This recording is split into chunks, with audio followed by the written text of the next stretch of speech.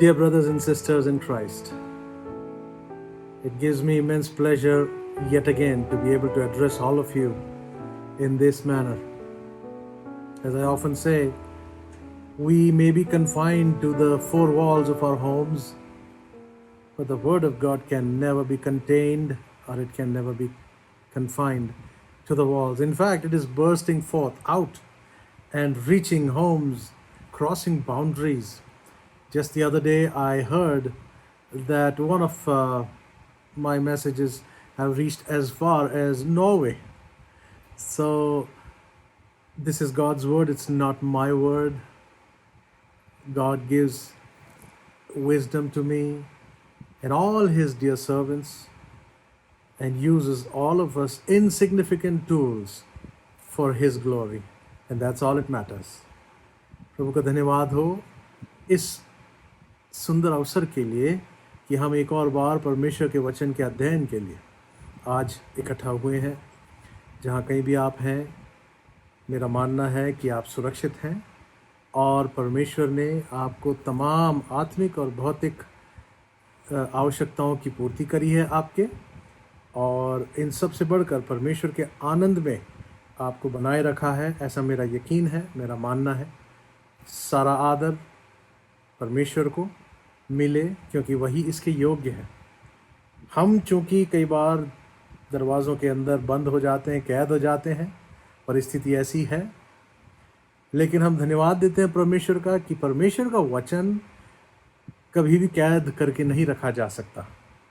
परमेश्वर का वचन दो धारी तलवार है और ये दीवारों के पार, सरहदों के पार, समंदर के पार पहुंच जाता है और लोगों के लिए आशीष का कारण बनाता है क्योंकि ये परमेश्वर का वचन है। So this morning, as we look to the Word of God, let's look at the Word of God with a lot of prayer, asking God to reveal to us things that we need to know out of the Word of God. परमेश्वर से हम बोलें, प्रभु तेरे वचन से जो तू हमें सिखाना चाहता है उसको सीखने में, ग्रास्प करने में हमारी बुद्धि को खोल और अपने जीवन को परमेश्वर के सामने हम समर्पित करें। हम प्रार्थना करें। जीवनदाता हमारे उद्धारकर्ता प्रभु यीशु मसीह, आदर के साथ हम आपके चरणों में आज फिर से विराजते हैं। हम आते हैं प्रभु जानते हुए कि आप अपने सिंहासन पर विराजमान हैं। हम आपके जीवित वचन को अब सीखना चाहते हैं। हमारी बुद्धि को खोल, क्योंकि प्रभु जब तक आप हमारी मदद नहीं करेंगे तब तक हम इन बातों को कभी नहीं समझ पाएंगे। और हम चाहते हैं प्रभु कि हम इनको सिर्फ समझें ही नहीं, लेकिन आपका वचन हमारे जीवनों के अंदर कार्य कर सके ताकि हम स्वयं आपके स्वरूप में तब्दील कर दिए जाएं। प्रार्थना को आपने सुना, उसके लिए धन्यवाद। मेरे सारे भाइयों बहनों के लिए प्रार्थना है जो इस वक्त आपके वचन को सुन रहे हैं, उनके जीवनों में आप काम करें, उनको आशीष देवें। उद्धारकर्ता हमारे मुंजी प्रभु यीशु मसीह के नाम से मांगता हूँ, आमीन। We started a series a few weeks ago, and this was based in the book of Revelation, and I intend to carry on in that and try to bring forth before all of you what is applicable to all of us.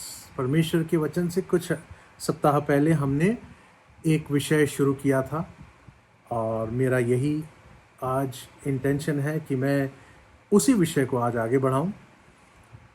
We started the study of Revelation and we will continue to be in the book of Revelation in the coming few weeks, as long as the Lord wants. And I believe this is going to be a blessing. So today we will look at a mail that was sent out to somebody else. We are going to read someone else's mail today. आज किसी और को लिखी गई चिट्ठी को आज हम पढ़ेंगे।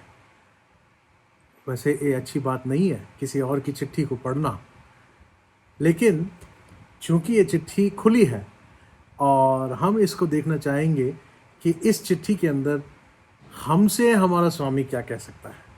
So we're going to read this with the intention of trying to find out what our Lord and Savior is trying to teach us. So in order to take a peek at someone else's mail, we'll have to go to the Word of God, the Bible. We'll take the last book of the Bible, which is the Revelation, which we have already started. Today we are going to look at the second chapter of the book of Revelation. प्रकाशित वाक्य के दूसरे अध्याय की ओर हम आएंगे. And we're going to read the first 7 verses. पहली 7 आयतें हम पढ़ेंगे. And we are going to look at the letter that was written to the church at Ephesus. That was a mail that was intended for the church of Ephesus. And we are going to read that. And we're going to try and find out what that means to all of us. So here we go. I'm going to read this in English today. And I am going to request all of you to just follow it in your own languages. मैं चाहूँगा कि मैं जो इस भाग को सिर्फ अंग्रेज़ी में पढ़ूँगा और आप इसको जो है अपने अपने भाषाओं में परमेश्वर के वचन बाइबल को निकाल लें और उसको मेरे साथ पढ़ें. Revelation chapter 2, प्रकाशित वाक्य दूसरा अध्याय, the first 7 verses. Unto the angel of the church of Ephesus write, These things saith he that holdeth the 7 stars in his right hand, who walketh in the midst of the 7 golden candlesticks. I know thy works, and thy labor, and thy patience, and how thou cannot bear them which are evil, and thou hast tried them which say they are apostles, and are not, and hast found them liars, and hast borne, and hast patience, and for my name's sake has labored, and has not fainted. Nevertheless, I have somewhat against thee, because thou hast left thy first love. Verse 5. Remember therefore from whence thou art fallen, and repent, and do the first works. Or else I will come unto thee quickly, and will remove thy candlestick out of his place, except thou repent.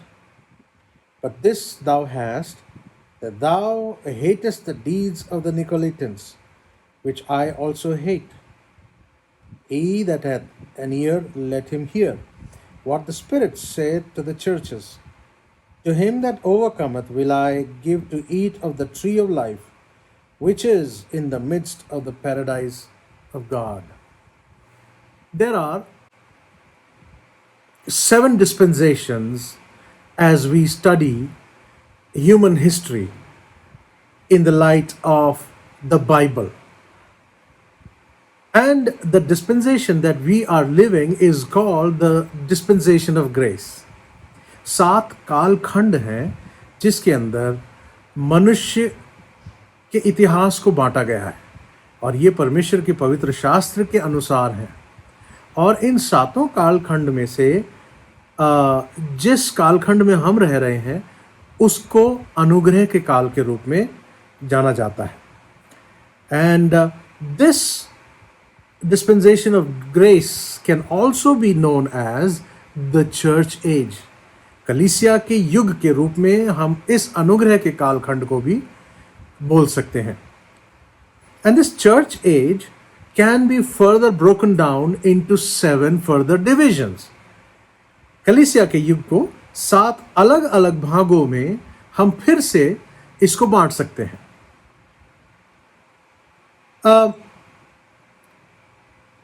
कलीसिया इसका अर्थ होता है बुलाए हुए लोग. The term church means called out ones. That's the original word. And so we need to look at all these 7 letters that have been written to 7 different churches in the light of the different times of the church age.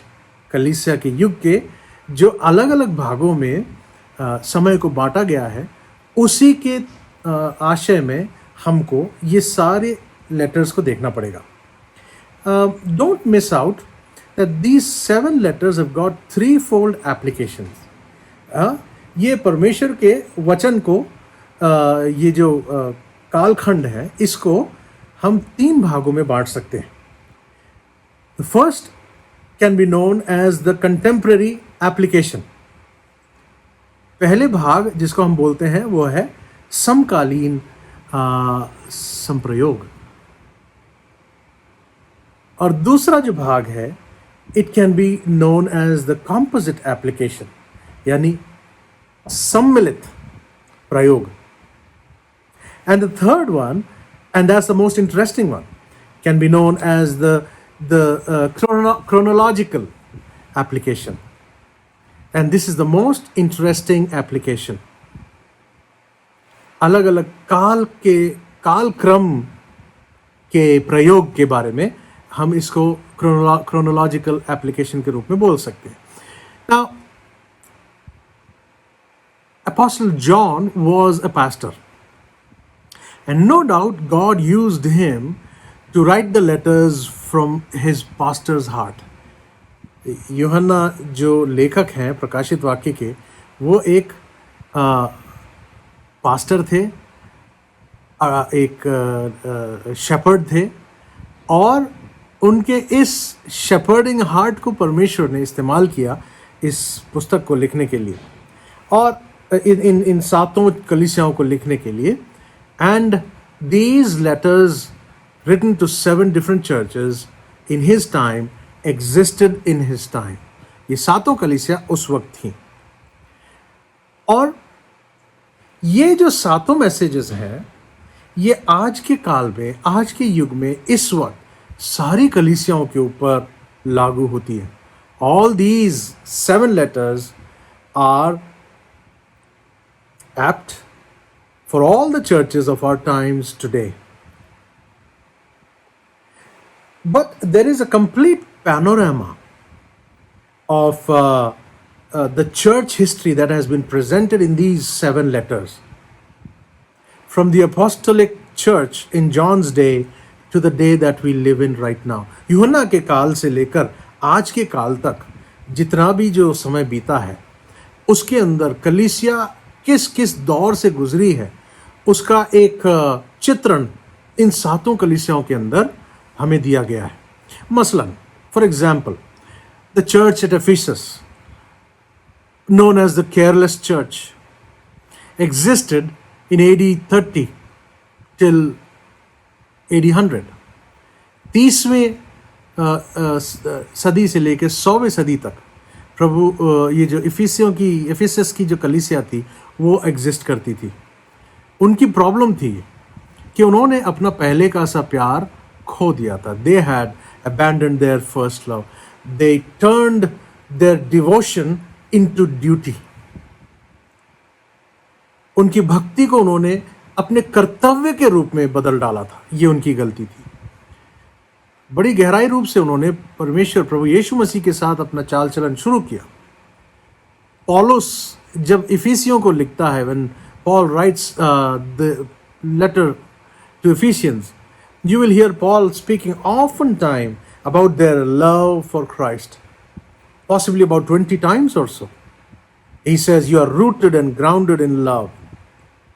But as time went by, in the later years, जैसे वक्त गुजरता चला गया, revelation प्रकाशित वाक्य दूसरे अध्याय में आकर प्रभु यीशु मसीह बोलता है यूहन्ना के माध्यम से कि तुमने अपना पहला सा प्यार खो दिया है.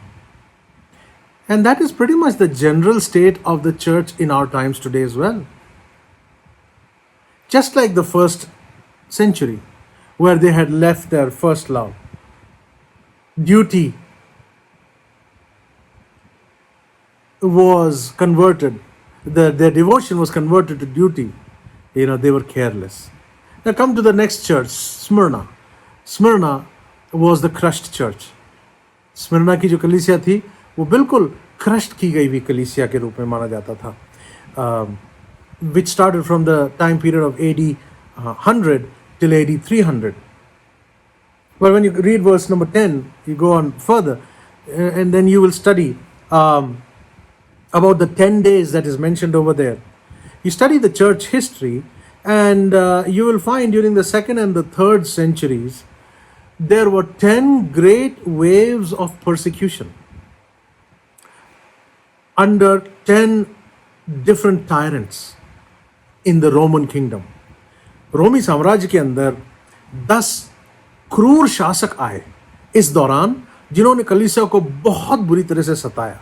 नीरो से लेके डायोक्लेशियन तक ये जो 10 अलग अलग राजा आए, टायरेंट्स ये लोग आए, इन्होंने कलीसिया को बहुत सताया। And then you have the mention of church at Pergamos, which is known as the compromising church. And this existed during the 3rd to the 5th century. 300 साल से लेकर के 500 साल के बीच के दौरान ये कलीसिया रहती थी। Now it is very interesting that the church had moved out of the catacombs. गुप्त स्थानों से, जमीन के नीचे गड़ी हुई कब्रिस्तानों से कलीसिया बाहर निकल के आ गई थी। And now it had moved into the cathedrals. But the problem was that they had compromised into the world. इस दौरान, इस युग के अंदर कलीसिया ने दुनिया के साथ मेल जोल बढ़ा लिया था। And then the next church that is mentioned in the word of God is called the church at Thyatira. थियाटिरा के कलीसिया के बारे में कहा गया है, and that is known as the corrupted church. And that was pretty much the state of the church that existed from 500 AD to AD 1500. 500 AD से लेके 1500 AD तक कलीसिया का हाल यही था, एकदम करप्ट मानी जाती थी। They had traded the truth. It was known as the Dark Ages, and they taught and they believed that salvation was based on works. कर्मों के आधार से व्यक्ति का उद्धार होता है, अनुग्रह के द्वारा नहीं। आज भी कई कलीसियाएं हैं जो कर्मों पर ज़्यादा जोर देती हैं, जिसके आधार पर उद्धार होता है। They still exist in our times. And I'm going to leave it to you to try and find out which church stresses on deeds for salvation. Church at Thyatira. And then the Reformation started. And that is when the church at Sardis comes. Sardis की कलीसिया के बारे में. And it is known as the crippled church. That existed from 1500 to the 1700s. 1500 AD से लेके 1700 AD के कालखंड के बीच में कलीसिया की दशा थी, और इसको क्रिपल्ड चर्च के रूप में बोला जाता था। This was a time of the Reformation where Martin Luther and people like him, they came out and they escaped from the clutches of Thyatira. But though they once again found grace, they had held enough of their past liturgy and therefore they crippled their future. ये वो लोग थे जो कलीसिया के अंदर फैली दुष्प्रचार में से निकल करके ज़रूर आए थे, मगर उनके जीवन के अंदर इतना ज़्यादा मैच्योरिटी बोल लें, या जो कलीसिया की जो लिटर्जी थी उसकी जो परंपराएं हैं वो इतनी भरी पड़ी थी कि कभी भी अनुग्रह के अंदर कलीसिया पनप नहीं पाई। That was the crippled church. And then came the golden age of the church. कलीसिया का जो मुख्य खूबसूरत एरा जब आया था, उसको हम बोलते हैं the church at Philadelphia. Philadelphia की कलीसिया from 1700s to 1900s. That was the time of the revival. The church for which the Lord did not have one word of rebuke. ये वो कलीसिया है जिसके लिए परमेश्वर ने एक भी बुरी बात या डांट नहीं या फटकार नहीं लगाई। This is known as the best days of Christianity since the early days happened right here, Philadelphia, where great preachers and the doctrinal teachings came out, which we so proudly hold on to in our generation right now as well. But then the last church, and that is called the church at Laodicea. That church was the time when this wonderful warmth of the Word of God and the doctrinal and the solid teaching started cooling off. And then the Bible says this church has become lukewarm. It starts from the 1900s, and it extends to our time as well. But we know, let me tell you one thing, that we still exist in the church history. हम आज भी कलीसिया के युग में जी रहे हैं. We have reached the Laodicean period, which is the last and the final phase of the church history. With this, very soon, we do not know when, but the trumpet is going to sound. And as soon as the trumpet sounds, we are getting out of here. Are you aware of the fact that we don't have much time left? Praise God. That the Lord is on his throne and mindful of his own. There is a remnant that is still available in our time that delights to hold on to the faith and the gospel. Now let's study about the church at Ephesus. थोड़ी देर हम Ephesus की कलीसिया के बारे में देखें. There is a lot of commendation here. प्रभु उनके लिए कई बातें, उनकी अच्छी बातों को बोलता है. Verse 2 says, he talks about his works. The church was a serving church, no doubt about it. एक कलीसिया सेवा करती हुई कलीसिया थी. This was a laboring church. It was a sacrificing church. What does labor mean? Labor mean to work to a point of exhaustion. Labour का अर्थ होता है, मेहनत का अर्थ होता है कि थक कर गिर ना जाएं, तब तक काम करते रहना. कुछ लोग करते हैं. So this was a laboring church. D.L. Moody one time said, I get weary in the Lord's work, but I never get weary of the Lord's work. सेवा के अंदर थकावट जरूर महसूस होती है, लेकिन सेवा से मैं थकता नहीं हूं. That's what D.L. Moody said. And this church exhibited that quality. And not only was this church known as a serving and a laboring church, it was also known as the church that had a lot of patience. धीरज और धैर्य इस कलीसिया के अंदर था. They were enduring trials. This was a steadfast church. This was some of the good things that the Lord brought out before them. And then the rest of the verse says that you are a separated church. तुम अलगाव किए हुए कलीसिया, यानी दूसरे दुरुपदेशों के साथ कोई मेलजोल नहीं है. Wonderful credentials a church can have, and that too not from John, not from Paul, but from the Lord himself. But then there is a criticism in verse number 4. चौथी आयत के अंदर परमेश्वर एक criticism बोलते हैं. क्या है वो परमेश्वर के द्वारा? This is a very cutting criticism. The Lord is saying, you may be doing everything that is right. सब कुछ अच्छा कर रहे हो, but you're doing all of those for the wrong reasons. गलत intention से आप सब वो काम को कर रहे हो. You're not motivated by the love of Christ. मसीह के प्रेम से ओतप्रोत होकर के तुम्हारा धीरज नहीं है. मसीह के प्रेम से ओतप्रोत होकर के तुम्हारा लेबर नहीं है. And so you are doing your duty without devotion. अपने कर्तव्य को तुम करते चले जा रहे हो बिना परमेश्वर की भक्ति के. And God doesn't want us to serve him because we feel we are under pressure to serve him. God doesn't like us loving him and doing things for him under pressure for doing that. In fact, the Lord delights in those who are devoted to him. Now, the Bible mentions about the first love. पहली प्रेम के बारे में यहाँ पर इस कलीसिया के लिए लिखा गया है. You have lost your first love. So let me try and bring out what first love is all about. पहला का सा प्यार क्या होता है? Someone has put it so wonderfully. It's called the honeymoon love. Honeymoon प्यार क्या होता है? किसी की नई नई शादी होती है, हनीमून पे जाते हैं.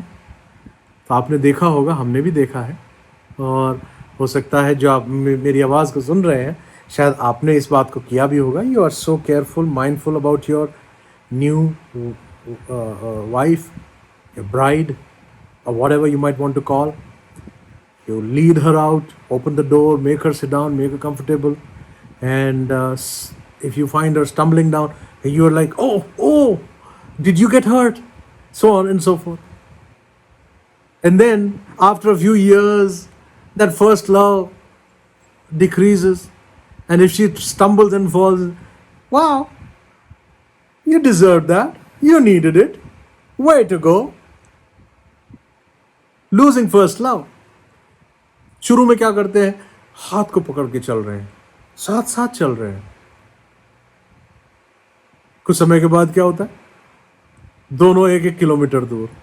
They walk so far off. Initially, when a newly married couple comes and sits together, the first love, they're so much in love with each other. The husband will wait while she is getting ready, and he'll wait patiently, whistle, look around, so happy. But when that first love fades, he's sitting in the car honking and howling and yelling and saying, "Kitne der laga di?" and so on and so forth. The fire has gone missing. You see? I want to remind you. Do you remember the day you got saved? जिस दिन आपका उद्धार हुआ, क्या आपको याद है? You had a desire to talk about Christ. You had a desire to go and share about Christ. But that's missing. How can I tell that I am in danger of losing my honeymoon love with Christ? These are a few questions that you can put forth when you sing a song in the church. Do you often say, not again? कोई गीत गाने गा रहे हैं हम लोग church के अंदर, और उस गीत को सुनने के बाद क्या कभी आपको ऐसा लगता है, ओह यही गीत है क्या इन लोगों के पास गाने के लिए, कोई और नहीं है, कोई नए गाने? Nothing happens in the heart as you sing those words of beauty to the Lord. Time to wake up. You're losing your first love. Another way you can find out by asking this question: do you remember the last time when the Lord answered your prayer? परमेश्वर ने जब आपकी प्रार्थना को जवाब दिया, याद है? If you don't remember, you're losing your first love. Do you find yourself criticizing quite often others, and it comes just so naturally to you? Do you get irritated when someone else talks about their private life, devotional life? These are all the signs of you losing your first love.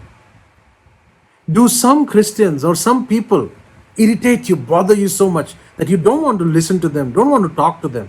You just, these are signs of losing the first love. Do not do it. What's the cure? वचन में लिखा है, इन पहले का सा प्यार को खो देने का क्योर क्या है? Verse 5 says 3 things: remember, repent, and return. What do you need to remember? Remember the day when Jesus saved you. Oh, I so vividly remember when I was saved. जब मेरा परमेश्वर ने मुझे उद्धार दिया, मुझे आज भी याद है. And we need to remember. We need to visit and go to those moments as often as we can. Some people have asked me the question, why do you talk about salvation all the time? We need to move on further. There are so many things we need to learn. Why are you stuck at salvation? Because that is the point that reminds me of my first love. We love Him because He first loved me. Remember that. Never forget it. And not only that, the second thing it says, you need to repent. पश्चाताप करें. You see, there is never a thing like, worse than sin that is going to interfere your devotion and your intimacy with Christ. मसीह के साथ आपका जो प्रेम और संबंध है, उसको तोड़ने के लिए पाप हमेशा एक मार्ग बनता है, और ये वो दीवार बन जाती है जिससे कि परमेश्वर से आप दूर हो जाएंगे. You remember Jacob in the Old Testament was called back to Bethel. Bethel में उसको वापस से बुलाया गया. He was called back to the place of his intimacy with God. And before he took his family back, he preached to them, get rid of all your idols. वहाँ उसको बताया गया कि सारे अपने परिवार को, याकूब कहता है कि सारे जो मूर्ति हैं, सब कुछ है, उसको हटा दो. Remember to get rid of all your idols and your strange gods. Because the family had gotten into the idolatry. And he took those gods of stones and wood and buried them under a big old oak tree. The question is, what are those things that you need to bury? Repent. Perhaps there is some sin that is blocking you from your closeness and your intimacy with Christ today. Remember, repent and return. What does it say? The verse says, do the first works. Do the first works. What were the first works? I believe this is a reference to the wonderful times of devotion, the devotional times that we spend with God, prayer times that we spend with Him, times that we are so concerned about spending with Christ. Start doing that again. I have often say, what are you supposed to do when you do not feel like praying? Pray. What do you need to do when you don't feel like reading the Word of God? Read the Word of God. When you don't feel like sharing God's Word, testimony, do it. Do it. As I close the sermon today here, let me ask you, have you lost your first love? The church at Ephesus did. They did not repent. And the church at Ephesus is gone. Now, this does not mean that if we don't repent as Christians, we are going to lose our salvation. No, that's not what the Bible says. But you know what? Our assembly can be wiped off. There are going to be repercussions if we don't continue in this honeymoon love with Jesus. Are you doing that? Perhaps some of you watching me this morning do not know and do not feel sure of what Christ can do for you. Maybe you're not saved. Jesus Christ paid the ultimate penalty for your sins, and that was His precious blood that He shed on the cross of Calvary for your sins, for my sins. And by faith, when you turn back to Him and say, Lord, I surrender my life to you because you have shown the ultimate act of love on the cross of Calvary. You gave your life. You shed your last drop of precious, heavenly, divine blood for me. I can never find, hear of such love. Because you first loved me, Lord, I lay down my life to you. I'm sorry for my sins. Please forgive them. Make me your child. I want to make you my Lord and my Master and live for you till you call me home in glory, for your glory. Would you pray with me? Dear God, our Heavenly Father, we thank you for this wonderful moment. Thank you for your word that has come to us.